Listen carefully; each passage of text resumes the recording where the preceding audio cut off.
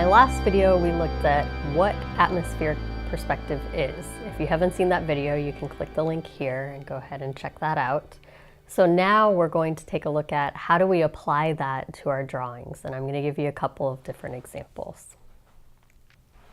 So in this photo, the technique of atmospheric perspective has been used. Like, this artwork is probably from sometime in the 1400s. It's by a Chinese artist named Dai Jin.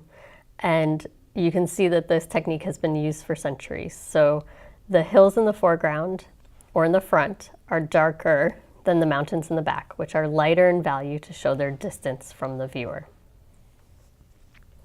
Okay, next let's take a look. This is a photo that I took in my studio while working with a student in person who wanted to draw a very extreme spotlight on a sphere. So we used this photo to draw from. So now let's take a look at the drawings that I did of that photograph of the sphere. You can see in the image on the left how I rendered the cast shadow without atmospheric perspective. The cast shadow is darker at the point where it touches the sphere, and then as it goes away from the sphere, it fades pretty equally from the front to the back as it moves away from the object.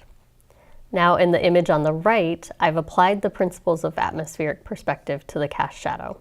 It's a very subtle difference because it's such a shallow depth, but I've darkened the cast shadow in the front where it touches the object, and it fades as it moves back and to the right. This helps push the perspective in a subtle way that informs the viewer that there's a depth happening here. We don't need it to be drastic. That would look unnatural and garner too much attention, but a subtle fade helps develop the depth. Okay, so let's take a look at another example. Here you can see a photo of an artichoke that I've been working on with a student.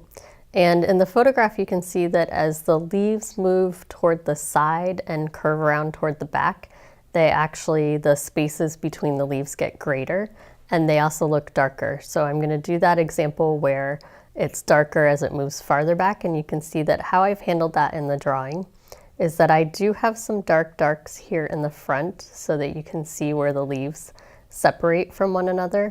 However, I've made much darker darks in the back as the leaves curve back around so that you can see where that curve continues back in depth. And so that's going to enhance my sense of perspective.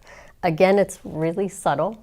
It's something that you won't necessarily see hitting you over the head with a frying pan. It's just going to be a really delicate difference, but that difference makes so much impact in how your drawing looks and conveys the depth of your drawing.